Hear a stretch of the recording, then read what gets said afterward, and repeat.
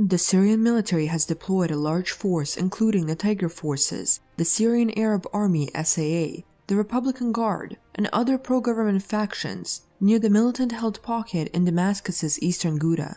The force is led by the Tiger Forces' commander, General Suhail al-Hassan. Late on February 18, artillery pieces and rocket launchers of the SAA started shelling positions of Hayat Tahrir al-Sham, formerly Jabhat al-Nusra, Ahrar al-Sham, and other militant groups in the neighborhoods of Nashabiyah, Tel Ferzat, Misraba, Habshashari, Autaya, Ayan Tarmar, Irbin, Harasta, and Jabar. Warplanes of the Syrian Air Force also carried out airstrikes on identified ammo depots and headquarters belonging to the militant groups. Early on February 19, sporadic clashes were reported in a few areas of the pocket. However, a large-scale SAA advance has not started yet.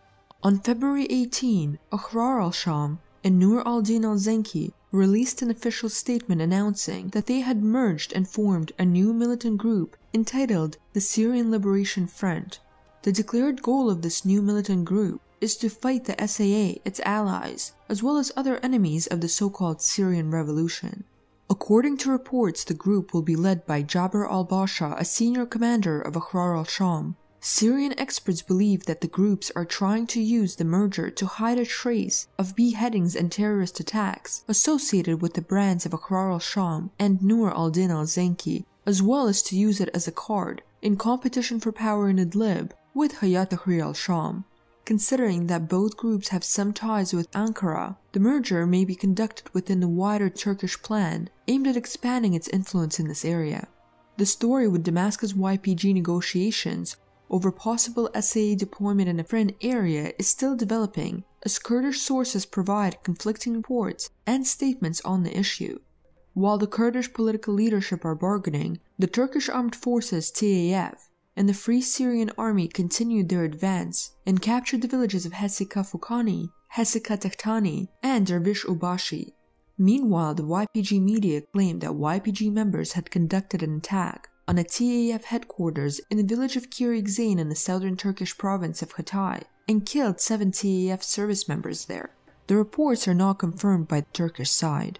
On February 18, the Hezbollah media wing in Syria released a video threatening to strike Israeli offshore oil and gas operations in case of Israeli aggression.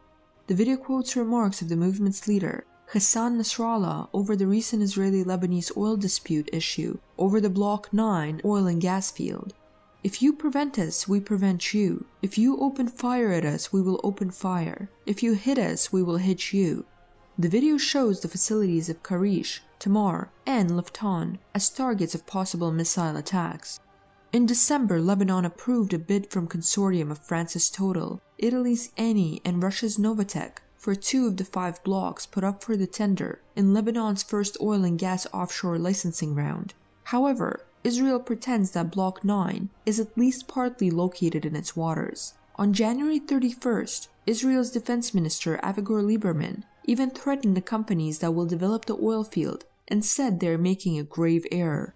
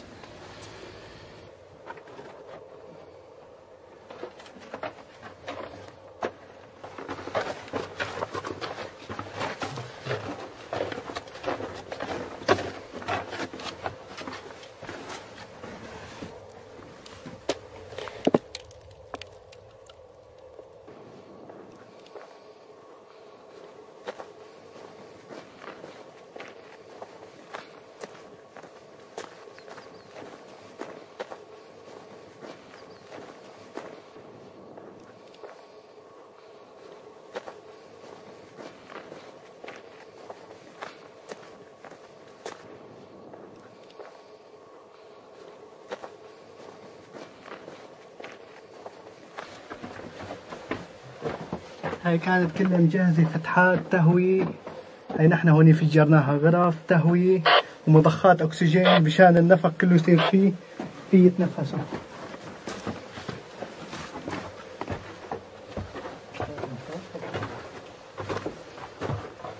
هون الغرفة كمان كانت كلها هون أسلحة وذخائر وقنابل، هون كلها كانت مجمعة.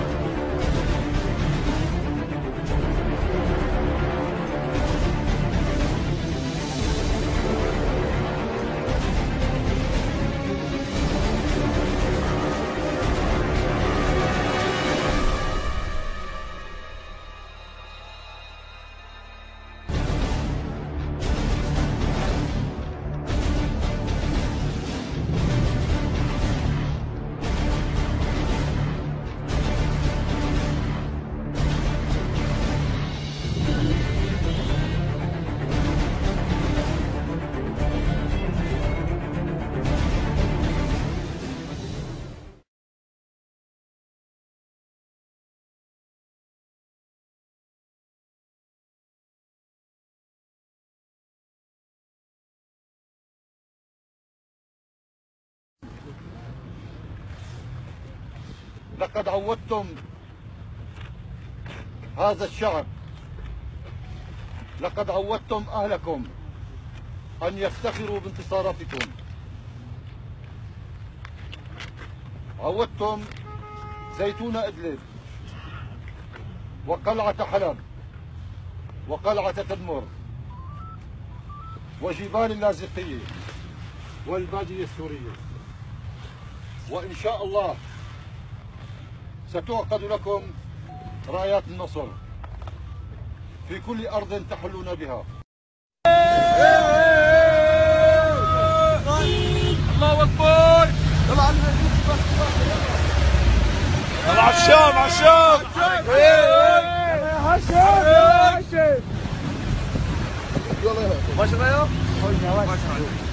الله أكبر، الله أكبر على الشام. بإذن الله خلصة. على البدر عملنا الشيء.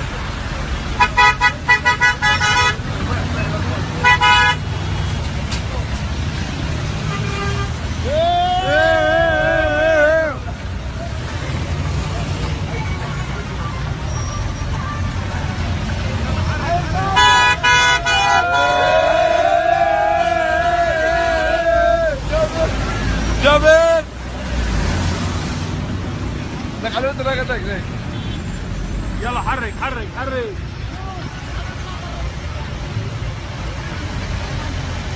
يا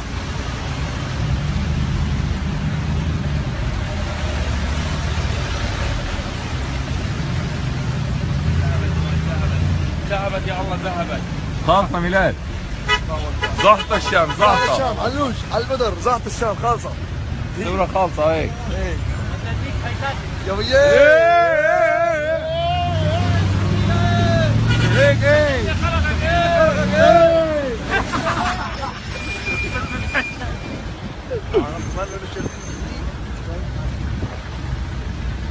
كان فارق واسع والله.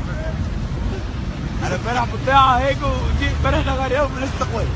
والله 6 مخازن بالجو.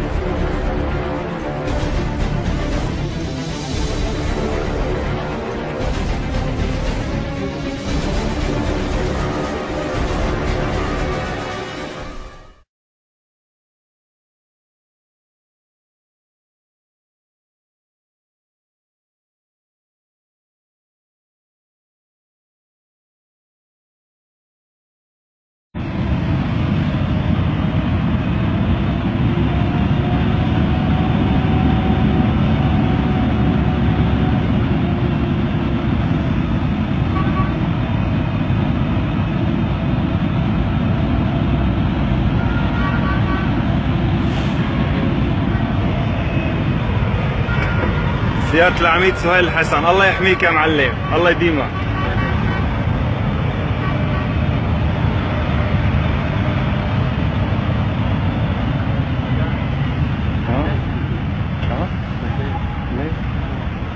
ليه؟ طيب شو ده ما كان ضحك يا زلمة؟ أنا أول ما سمعت